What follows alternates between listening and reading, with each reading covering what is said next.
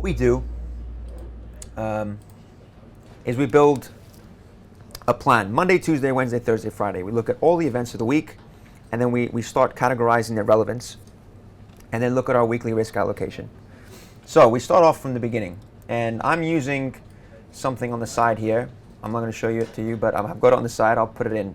This is, ITC does their weekly global supply and economics calendar. They send it out on Friday, so you have time Friday night, Saturday, Sunday, and Monday morning to look at this bad boy. Do what you got to do. I pull it up. I use this as a basis because they usually highlight the most important things. Again, it's your job to pick out what's important to you. Sometimes they don't always highlight the best things. So you can see from Monday, in terms of news flow, in terms of data, in terms of any sort of central bank speakers, the only thing that's of relevance I can see here, it says European trade balance and ECB's Draghi. The market doesn't move over the European trade balance, so I don't even put it in my roadmap. Okay. You see, that's one thing. What I'm adding effectively in all of these rows, just paste this. I'm putting only the things that move the market. So again, back to your question. Whatever I add into a roadmap is what moves the market. It does not necessarily all the news events. I mean, you can go in, loads of sites have calendars and show you what news events come out. It's your job as a trader to understand every single day, every single week, which news events, which data points are moving the market. And that, again, it only takes 10, 20 seconds. You watch it, see what the news event was, take a few notes, say, today the S&P did this over this figure, it moved this much, there was this much volume. You start understanding. And that again comes with a bit of experience. But when you're watching a certain news figure and you start seeing we're doing more and more and more volume every time it's coming out, you start understanding it's more important. For example, one thing that a news event that we saw last week, the US retail sales. The US non-farm payrolls has always been, for at least widely throughout the industry, even the retail traders, everyone knows it's a very volatile figure. But it has become a less relevant figure for smart money and funds. Reason being, because we've seen great employment across the board, but the Fed isn't acting on employment. They're acting on inflation. They're acting on the consumer. The consumer creates the inflation. Retail sales shows you how strong the consumer is. So when you see volatility over non-farm payrolls, yes, you can trade it, it's great. But do you see continuation moves in non-farm payrolls? I haven't seen one in the last year. If you can pick one out for me, there might be one. I have not seen a continuation move off of the non-farm payrolls number. When I say continuation move, I'll tell you what I mean. Figure comes out here. Let's say we're trading the Bund, okay, bonds. We get a much lower number. The market moves up. Continuation moves is we possibly come off a little bit, we retrace and then continue. I haven't seen one of those in ages. Almost every figure I've seen in non-farm payrolls, it just gets faded. It's just noise. You see a move up, it comes right back down, comes right back up again. It's just noise. It's one big volatility squeeze. So what does that tell you? If you watch that, take notes on it every single time, you start saying, do I want to allocate so much capital to trading non-farm payrolls? Well, yeah, if you're trading a reversal pattern, but continuation-wise, you're not really going to see that much. What they're looking at is the average hourly earnings, again, inflation. But last week we saw retail sales. Retail sales, it didn't move as much as most times, but it did move. And that figure, the retail sales, we've been seeing for the last year, continuation moves because the Fed is looking at these kind of numbers. So again, it's understanding which of these figures, which of these data points, which of the central bank speakers are going to affect the market and cause a move with volume. And going back to my point, with retail sales, actually in the last year or so, we've actually seen that figure grow in volume every single time. And it grew, it actually was longer than a year because it was growing up until we saw this enormous spike in volatility over retail sales last year in October, 2 years ago. it was October 15th, we had this melt up in the US Treasury. Like a melt up. I mean, I've never seen a move like this in my life. It was like 3 points of just, there's no liquidity, and the T-notes just went crazy, just nuts. It's a really, really low number in the retail sales, and all market makers vanished, and it was a huge move. So again, if you weren't paying attention to it before, after that, you were definitely paying attention to it. So again, it just takes 2 minutes. You write down some notes, understanding. As it evolves, you understand which figures to look at, which not to. All right. So for Monday, today, we've got the ECB's Draghi. Not many things out again, but for me, as I know that the ECB is quite important for the markets I trade, for me, I say relevance is high. I give it high relevance. I won't put my weekly risk allocation yet because I've got to see the rest of the events for the week. At the end, I start putting a weekly risk allocation. I start allocating my chips. It's like I've got a pot of chips for the week, and this is part of money management. I say, this is how many chips I have. I'm going to give myself this many chips on each day. And that would be a weekly risk limit? Yeah, that's what I do. I give myself a weekly risk limit.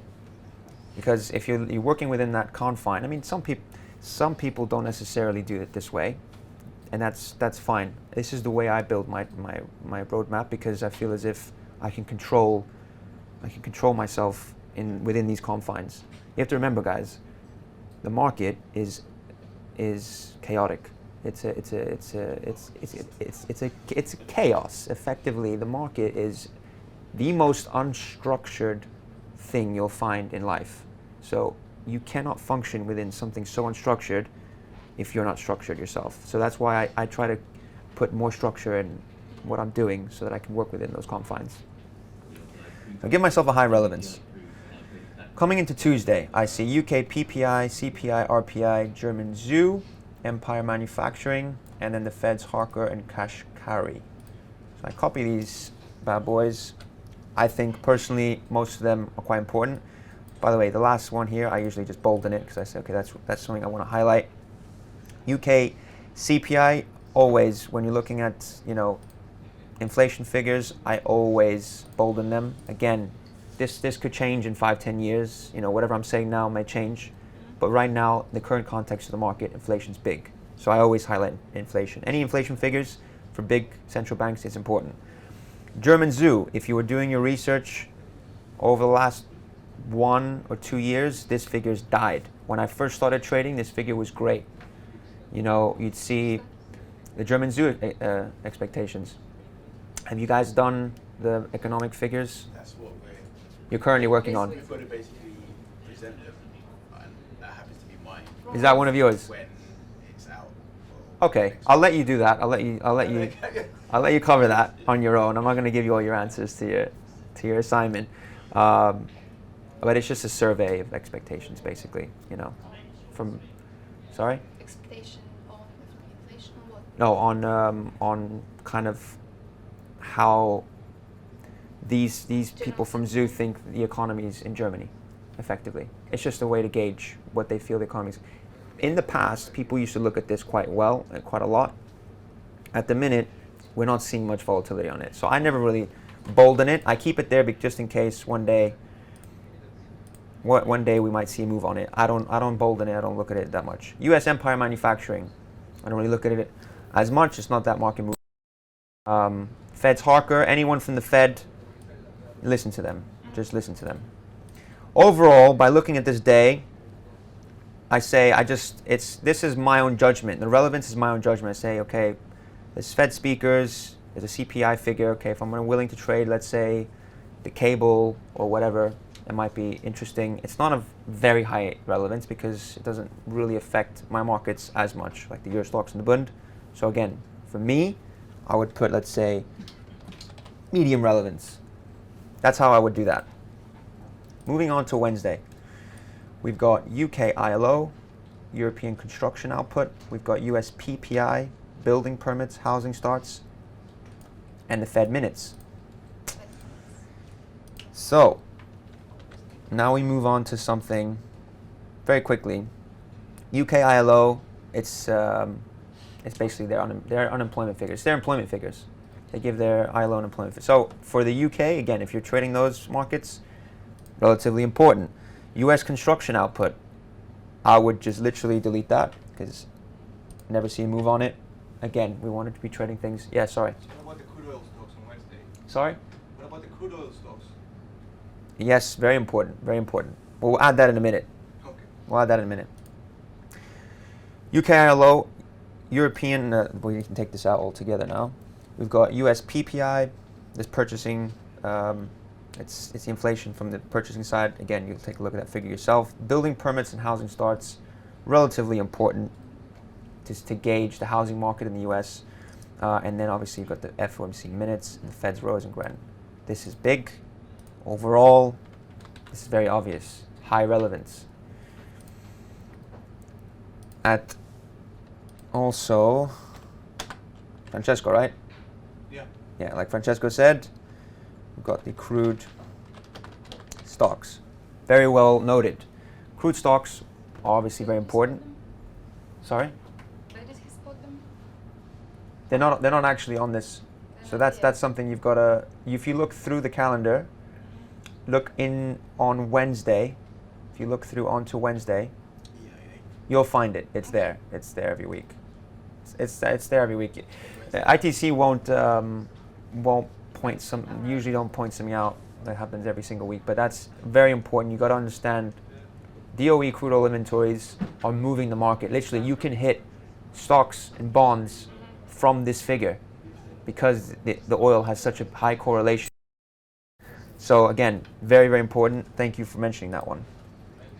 Moving on to Thursday, European current account, ECB accounts, Philly Fed leading index, and then some Fed speakers. So I would take that literally, post it in there, do it really quickly.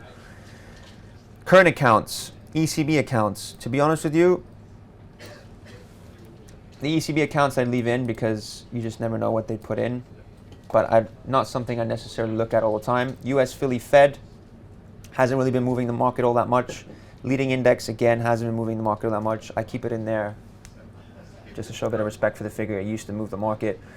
Fed's Bullard and Williams. After the FOMC minutes, they may want to say something.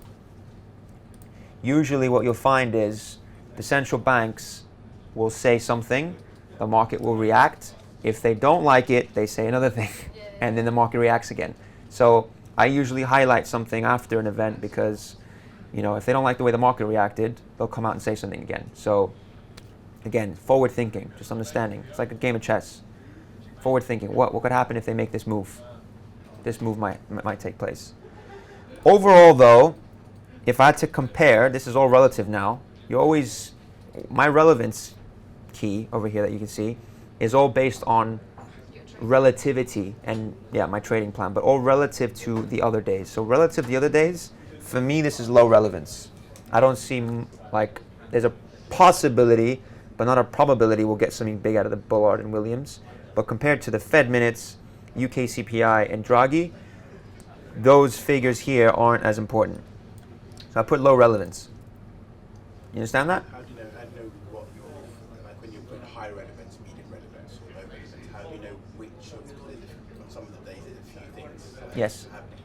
Are you just saying the days generally high? Yes, or the day.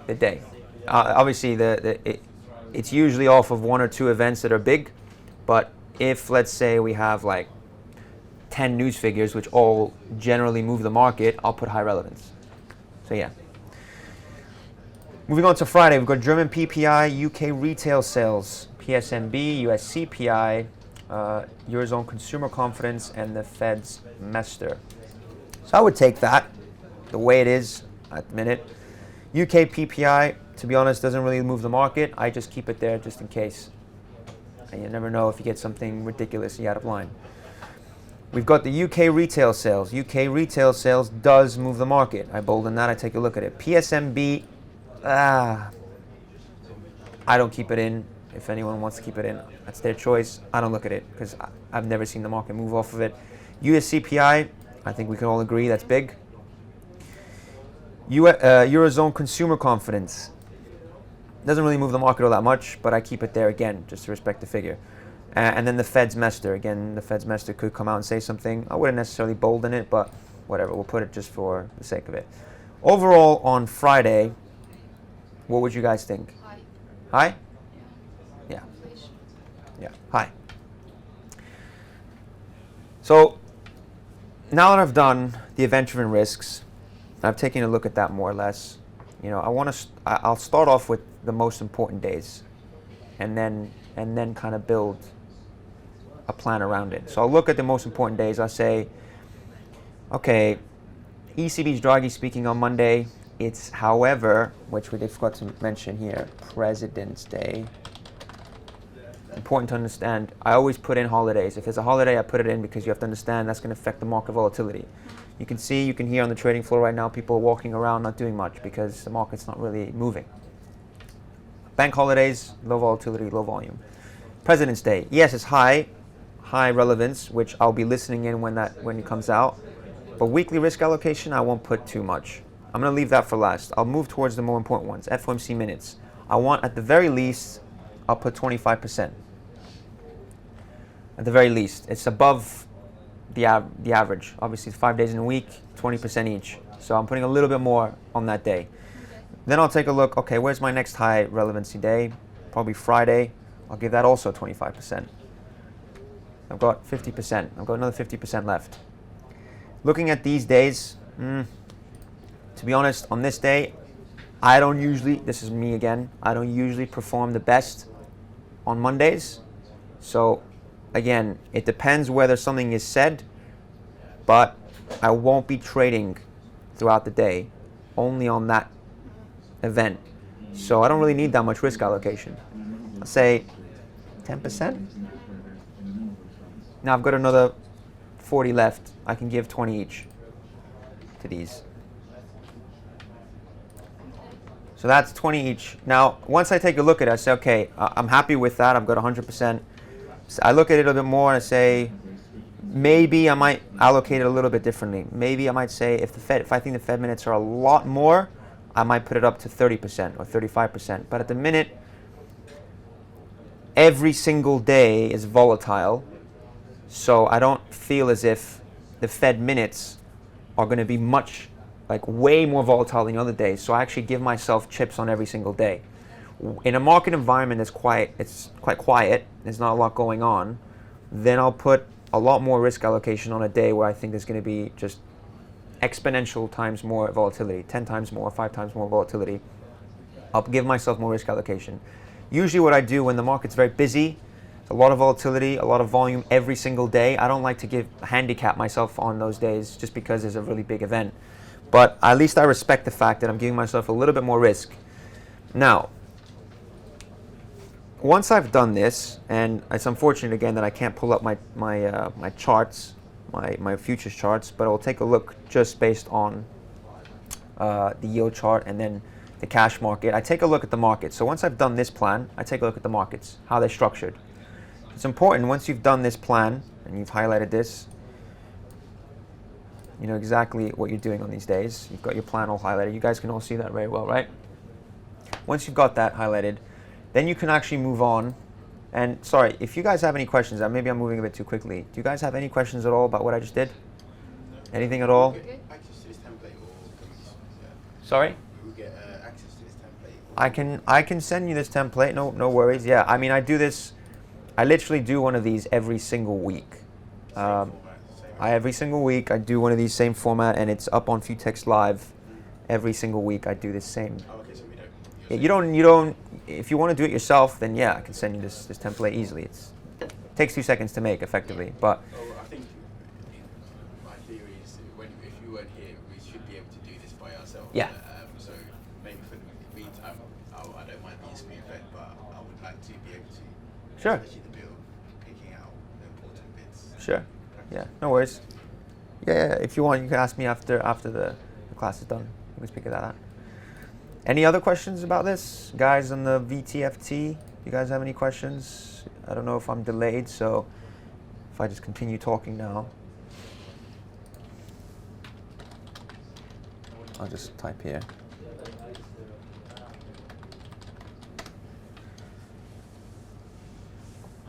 just ask them a real quick question. We'll just wait 20 seconds to see if they have any questions.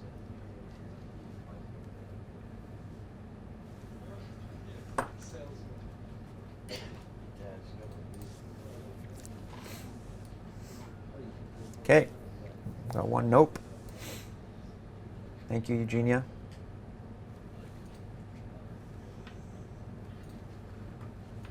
Okay, I think I'm just going to move on then.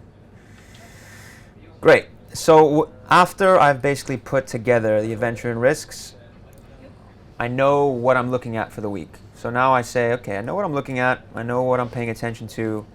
What markets am I going to be trading? Obviously, I do trade the Bund, so I always take a look at the Bund, always. I do take a look at the yield chart and the futures chart. Like I said, I don't have my futures market at the minute. I usually look through the profile. You're currently reading Mind Over Markets, right? Great book. I mean, it's like the Bible for market profile. So enjoy it. It's good. So I look basically at the charts and say, okay, well, last week, what did we do? How did we close? And that helps, obviously, if you're doing your market wrap. You know where you've closed. You know more or less where the market's been. And you start telling yourself, okay, what am I going to be looking at this week? I saw last week, we saw a really, really big tail. And you guys can all see this, right? I'm assuming. So quite a nice little tail here in the yield chart. And you guys are aware that yields and prices are inversely correlated, right? You've gone through this? Perfect. So obviously, sorry? But we have zero charts. If we can connect it, maybe we can show the futures market if you want. You have? Yeah. You have charts? Yeah. Connect it really fast, then maybe We'll take a look at it later. We'll take a look at it maybe after the break. So we have, effectively, we'll look at the yield chart. We've had a very big wick. So this is a wick to the upside. So yields have from this level, the 13, this is 0.134%, which is effectively 13.4 basis points. That's how you would represent that. The 13.4 basis points, we've come off of this area in here. I remember Reg was actually talking about 13 basis point mark. We saw a very sharp rise in yields. That actually came into fruition with a lot of the the risk on plays that we've seen a little bit recently. So as there was a little bit more risk on, we've seen this move. Another thing that's been very, very important, which I think I have a chart up of, has been the Portuguese yields, which we took a look at the end of last week. Again, it's going to be very important how that affects the core fixed income markets. So the core fixed income markets being your German bonds, your French bonds. Sometimes the French bonds are like on a fence. Sometimes they act as periphery, sometimes they act as core. Most times they're very correlated to what the Bund does. In fact, over the last, sorry, I'm just getting a call here. Over the last few years, we've seen actually most bond markets in Europe be very, very correlated. But the French bonds have actually been kind of on the fence. The Portuguese bonds, which we can see in this chart here, have had a pretty decent blowout recently. And that happened towards mid to like Thursday of last week. We saw a really big move up in yields, which was quite scary for bondholders. Most funds have probably been playing for the compression and spreads between the periphery and the core. We've seen that kind of blow out last week. The core yields, as you saw in the last chart, the German bonds, the yields came off very, very, very quickly, and then the Portuguese bonds, the yields actually came up. So as the yields went up, the prices did come off very, very significantly. Why are we looking at Portuguese bonds? Very important, because so the periphery, since the European debt crisis in 2011, 2012, the periphery is Portugal, Ireland, Spain, Italy. Did I miss anything out? Greece. I don't want to forget that one. That's the big one. So what we call the pigs. Pigs. P-I-I-G-S. Yeah, that's the pigs. We look at them obviously because now there's a little bit more risk off in the market. Probably a lot of funds have played for that scenario to not play out anymore. They don't feel as if there's any contagion. they've had a bit of a blowout. Now, I'm not saying whether this is actually going to come to fruition. I'm not speculating on whether there's going to be any contagion, but the market's looking at it, so you're looking at it. It's just as simple as that. You don't have to philosophize it. The market's moving because the Portuguese bonds are moving. I'm looking at Portuguese bonds. So again, it's about looking all your sort of areas, understanding how that's going to affect the markets you trade. Now, quickly looking over to the Euro stocks, we gotta start looking into the reminiscent stuff in a second. Looking over at the Euro stocks. Oops, that's not the Euro stocks. There we go. We took a look at it briefly. The cash market has basically, we've had this very, very large weekly. This is a weekly chart, head and shoulders pattern. I mean, I don't think you guys have gone through technical analysis yet, but I'm pretty sure you've seen this pattern before. It's a very basic pattern. So you've got a left shoulder here, you've got a head, you've got a right shoulder in here. I think anyone that's done Technical Analysis 101 knows what this pattern is. This is your neckline. That's a very bad line. This is your neckline here. And effectively, if we just delete this line, you can see over the last month, since we broke the neckline in here, we've just come back up, tested the neckline in here. We couldn't quite close above it, and then you could see we had this really big down day here. That was the initiation saying, all right, we might be in for a move down now. This was your candle saying, this was the price action on a chart that told you, pay attention to this. We didn't close above the neckline. We had a really big engulfing week that took out 2 weekly ranges, almost 2 weekly ranges. That was your indication that last week we were going to see quite a heavy move, which we did see a heavy move. We took out this very key level at 27.89, and now you can see this week we're actually opened above that level and now rallying quite a little bit. Now, don't forget the context of the market, guys. This is why it's important, because yes, we've seen a comment out of the ECB. Yes, we've seen a bit of risk on because of the renminbi. Yes, we've seen these things. The sentiment shifted a little bit. There might be a bit of a profit take going on, but I'm always keeping in the back of my head, and this can change from person to person. Everyone has their own views, but in the back of my head, I'm thinking, we've rolled over, we've failed here, rolled over again. I'm starting to look at my lines in the sand.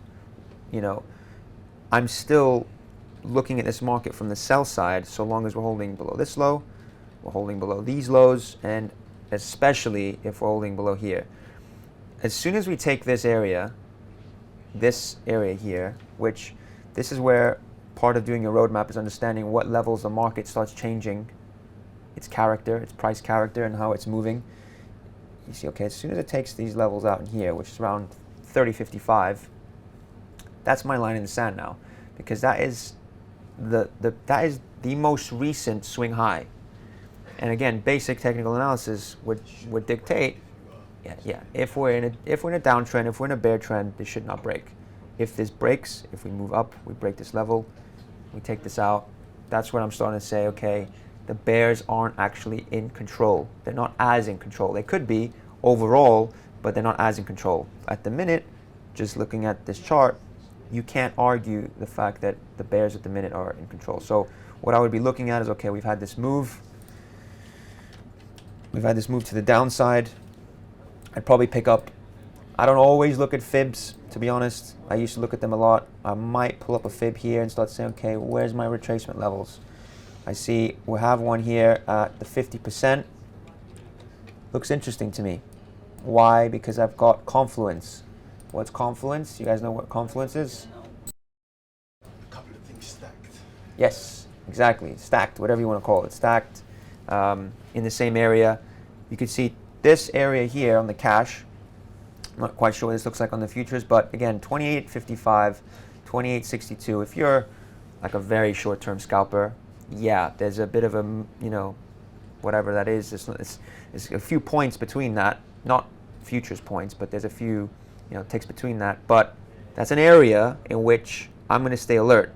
I'll keep my chart up, and as it gets to this area, which it looks like it's getting there pretty soon, we're pretty much almost there, that could be an area in which sellers step in. It's the 50% of this move down. We've got a previous weekly low. Potentially, sellers might want to step in here. And also remember, we've now got what we call a closing gap.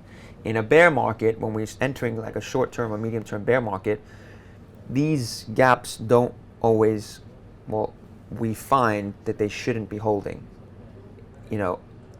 If we had a gap, Closing gap, you mean? the closing gap, what we call a closing gap is where the market actually closed the previous day, Higher. and then we open up higher, and this is our gap between here and here. Yeah. This here is what we call a closing gap. Yep. That closing gap shouldn't necessarily stay. That's something that I'll be looking for. If we start rolling over, if I see, let's say, some sort of push down, then a flag pattern, and then it moves down, I'm starting to say, okay, the sellers, they're looking for this closing gap. They want this to close. But until I see that price action, I'm not really acting on it. I might take part in here a little bit, but once we start seeing the seller step in, then I'm getting a little bit more aggressive, because I know in the back of my mind there's a closing gap that might want to close. So again, this is all part of the roadmap. This is all part of your prep. And it does seem a bit overwhelming now because there's a lot we're going through. But again, once you start doing this every single week, you just pick on these small things. So closing gap still looks bearish, 50%. Okay, we've got this event this day. Maybe it'll happen this day. You quickly just put things together. And you've got to be a bit more efficient. That's technically the context in Euro stocks. If we had to look at just a couple of other markets, we've already went through the renminbi. I want to go through just a couple of equities. Sorry, a couple of FX markets, and then close up with just a few commodities, and then we'll take a look at the reminiscent stuff. So these are markets you're actually going to trade. Not necessarily. Markets you're looking at. These are just markets that I'm looking at for correlations, what I feel the market's looking at. One day the market might be looking specifically at the dollar. The one day the market might specifically. So again, we went through the renminbi here. Then I'd probably go through the dollar overall. Just before I take a look at the majors, I look at the dollar. Now again, you can argue the dollar 70, whatever it is, 70, 80% weighted the euro versus the dollar. The majority of this index, the weighting is from the euro versus the dollar. So this is almost like an identical flip mirror of the euro dollar. If you look at the euro dollar, looks pretty much exactly the same, but flip reversed. So yeah, there's an aspect of that, but you want to start taking a look, just see what the dollar's doing in respect to it, before you take a look at the rest of the markets. You see, the dollar's now effectively, from what it looks like it's doing, double topped. This is a double top. You've got a double top formation. That double top's only really confirmed. It's not confirmed yet. It confirms when we take this level out. We take this level out and hold that as resistance, then it's bye-bye dollar. But for now, it's still in a bull trend. We're still in a medium, potentially to long-term bull trend. But we have a double top in place. I'm looking at this, the fact that it's come off, it's come back into the range. Okay, let's see what some of the other markets are looking like. The euro, obviously, the first one, like we said, very important market. How do I look at the euro? Why do I look at the euro? The euro's become, over the recent years, become a very important carry trade. I'm not going to go through the specifics of what a carry trade, because that could be a very, very long discussion. But effectively, people are borrowing cheap money in Europe and then investing in other places with higher yields. So they're effectively selling euro versus another. If they're borrowing in euros and then they're buying, let's say, dollars because they feel the rates are going up and there's more yield, and then out of that market they have to sell the euro and buy the dollar. It's a big carry trade. Carry trades are very, very important to understand, because the yen is another, the dollar versus the yen, that's another carry trade. And the carry trades affect risk on and risk off sentiment. To the euro versus the dollar, in risk off environments, what you'll find is, because the carry trade is actually a risk on play, so people are actually selling the euro versus the dollar. Force of habit. No worries. People are actually selling the euro versus the dollar to get that yield. That's a risk on play. People are taking that trade on. So when there's risk off environments, so in risk off, you're actually seeing the euro go up. And the euro, as the euro goes up, that affects the equity markets.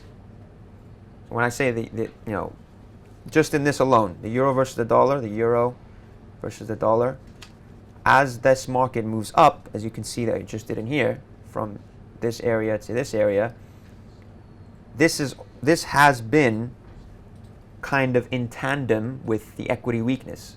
So you saw that chart of the Euro stocks. The last 2 weeks were weak. They came off. The euro has gone up. So that's something you got to remember. There's a carry trade in place. So let me write that out. Carry trade. So the euro USD is a carry trade. That is a risk on type play. People are taking the risk to take that trade. And remember, the margins are very small at the minute, so they have to do it with a lot of size. And when they have to get out of these trades, there's often really big moves. So it's important to understand what the euro is doing versus the dollar. Again, the yen, very important. Same exact concept, because the BOJ has been embarking on these large monetary policy moves. The yen has effectively been weakened because people are taking these carry trades, borrowing in yen and then buying assets in other countries with higher yield. A lot of that higher yield, really in this day and age, comes from emerging markets. So in risk-on environments, you see those emerging markets currencies strengthen, and then in risk-off environments, those emerging market currencies actually come off. I don't want to confuse you guys too much, but I think it's important to understand these dynamics. Go back and just read through your notes again and try and make sense of it. If you have any questions, you can ask me. Do you have any questions? Is there something you don't understand? Because I can see you're like trying to... No, because when you talk about carry trades and talking about risk off, I'm just trying to think the equity markets go down. Yes. People buy JPY, so that price goes up. Yes. I'm just trying to- Yes. That's exactly it. You got it. As people are in a risk-off mood, they don't want to take risk. They're selling risk assets, which are equities.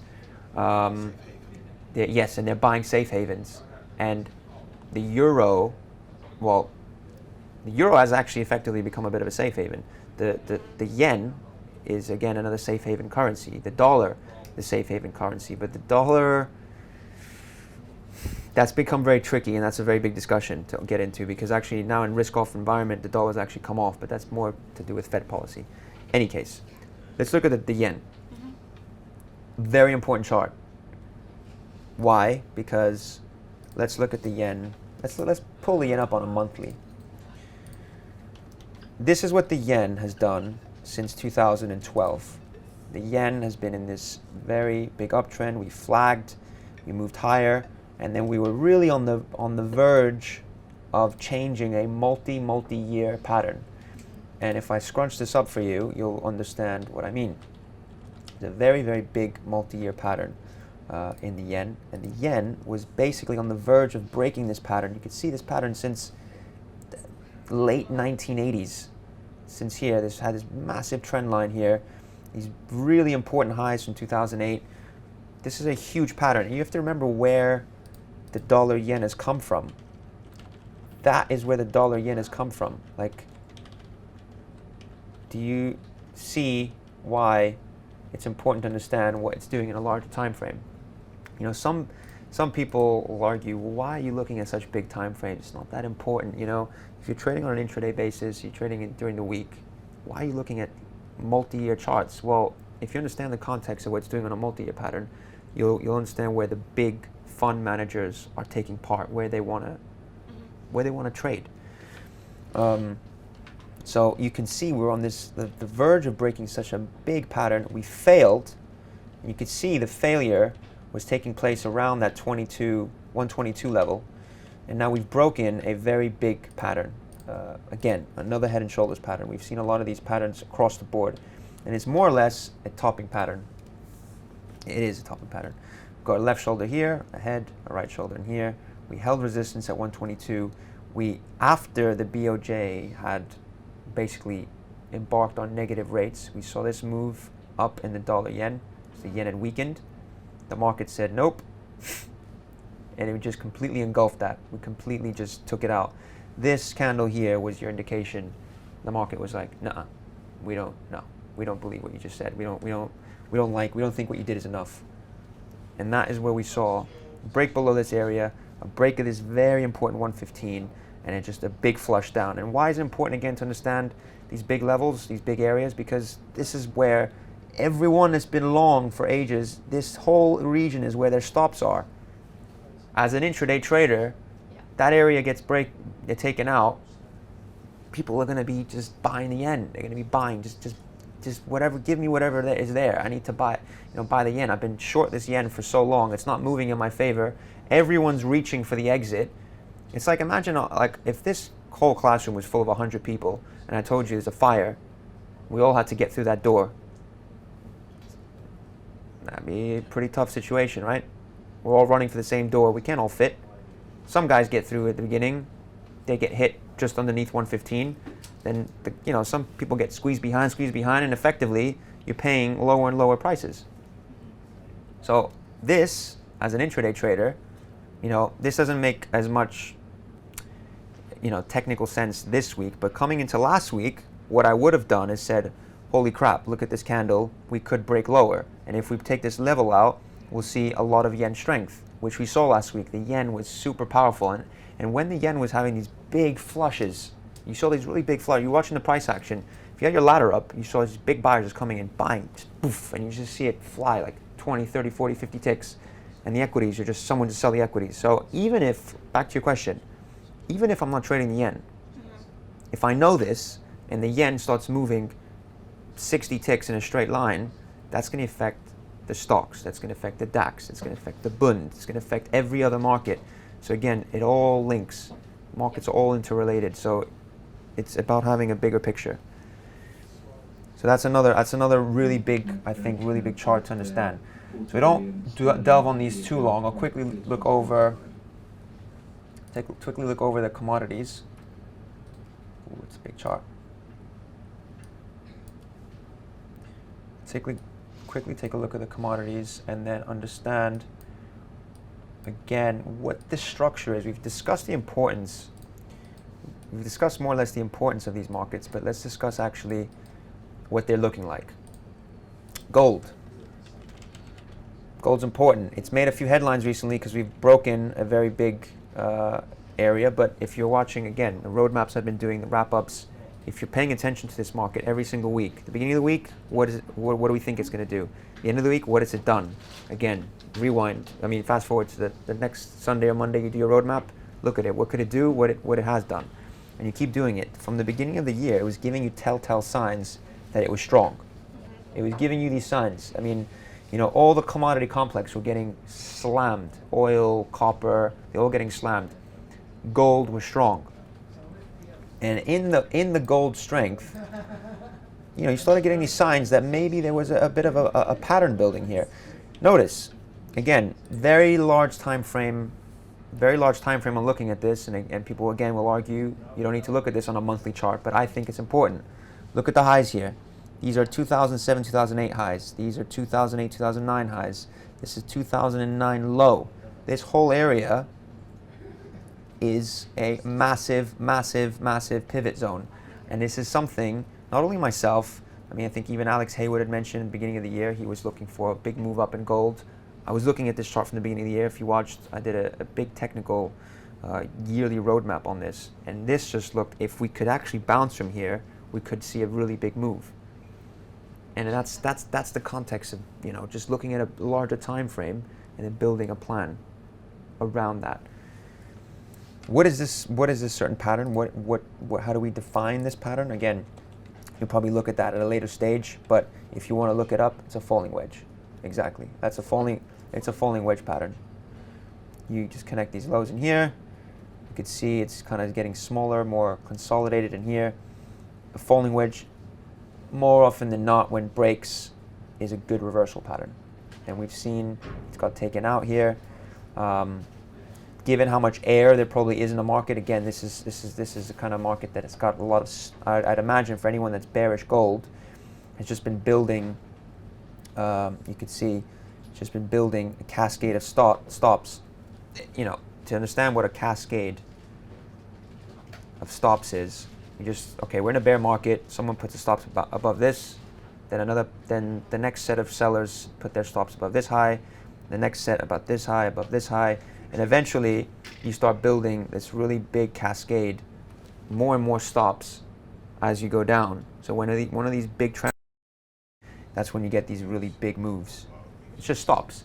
And that's why, this technically looks still bullish, But again, this is something that I was kind of thinking or wary of at the end of last week in the wrap-up, was because we've taken out stops. If you understand the context, if there's stops, there's probably a lot of air in the market. So it's like, you know, too much air, the market needs to kind of come down and find where the actual value buy, the people that want to buy gold, people don't want to be actually entering the market from flat at these levels if there's been a big flush.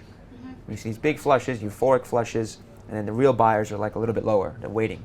Yeah. So this is, you know, again, flush, a bit of air, market possibly going to come down. Key areas I'm looking at, obvious, 1189, 1169. These areas are very important. This trend line, we get down to this trend line, that's going to be an important area. Don't expect these weekly, monthly patterns to touch the trend line and then go. It's like that'll form around that area. Maybe initially it'll touch it and come off, but it'll come through, it'll build a pattern around it. You know, you might get something that, you know, looks like this, and then, but you see it's gone through it. On an intraday basis, you'll feel the pain if you're trading on an intraday basis. Like, oh, this is so bullish, I want to buy it, but it hasn't built the bottoming pattern yet. It's difficult, very difficult, because if you're, you know, the question was, how do you trade that on an intraday basis? Well, it's difficult because, you know, if you really feel as if you want to buy this market, you've got to be patient. More often than not, you know, if you're passive buying, you want to keep your size small and just kind of watch the market, feel the market out, and then eventually, you know, it's very hard to tell when it's actually going to come back up again. But you get a base structure. You'll get something like the market comes down, it'll build a base, build a base, build a base, and then you know when it takes that base out, we'll see a reaction. And so I'll be waiting. I'll be passive in here, not too active. But if we break the basing pattern, this is where I get aggressive. See what I mean? That's something obviously to look at a different stage. But again, important to understand what the market's doing. Oil, you know, no need to explain this any further. Very important market. What we've done now is important because we've actually double bottomed on a weekly. This level is now going to dictate between 2680 and 2619 is going to dictate whether this market stays bearish, or whether it could potentially change the trend a bit. Now the 2680, I was looking at that for quite a while, an area that if you go back on a monthly chart, again, this is something that I was looking at from the beginning of the year. And again, someone's going to say, why the hell are you looking at these big charts? Because look, there's a freaking huge level there. 2680 are these 1996, 97 highs. All these monthly, yearly lows, all these areas in here, that's currently where we've bottomed. As an intraday trader, if you're trading and we get down to that level, like, don't be the goof that's selling it. You know, if you want to sell it because you feel like you want to be a bit more passive, you're not going to sell aggressively on a break of it because, you know, it's a huge level. It's a level that the market's paid attention to over the last 20 years. So again, the importance of looking at the bigger time frame. So given the way we're structured now, again, what I would look at is just understand the structure of it. We do have a falling wedge, and this is something, again, I've been looking at since the beginning of the year. It hasn't come to fruition. Not everything works. This is also a falling wedge, very much a falling wedge. We poked our heads in it. We couldn't hold above this 34.18s. We've come back down. We had an inside week here. This inside, you know what inside week is? Just a week within another week.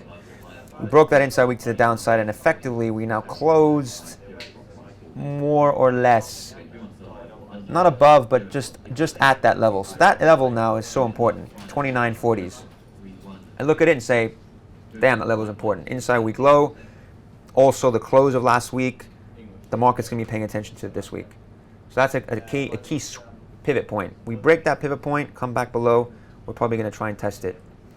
This now has two tails, so we'll probably expect to distribute in here. But if we hold above and break above 34.18 and this high in here, that's technically a confirmed double bottom. What does that mean for me? Equity strength. It means bond weakness. It means, so again, understanding how these correlated markets are going to fit in to my weekly and potentially monthly plan. Right. So that is pretty much what I wanted to cover for the weekly trading roadmap. I hope now you guys kind of understand what I go through, why I go through it, and what process I go through every week. Obviously, I've explained this very much in depth.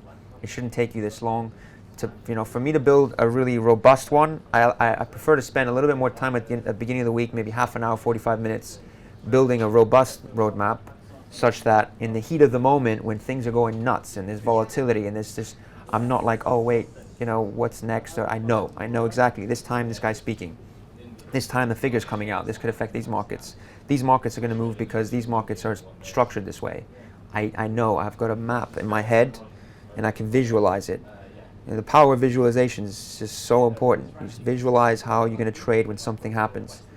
So that is essentially why and what I do for a weekly trading roadmap.